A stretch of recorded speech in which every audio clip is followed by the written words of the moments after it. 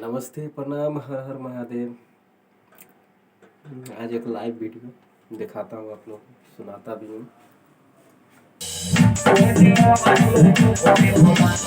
Music by DJ Umesh, Shubhanu Bhansali.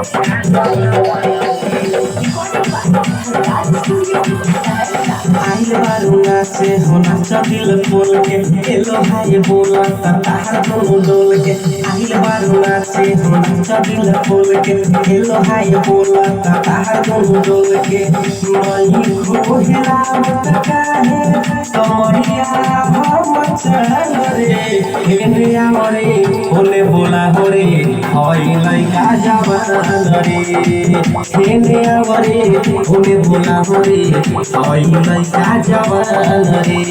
Music by DJ Umesh, Shubhanu Bhansali.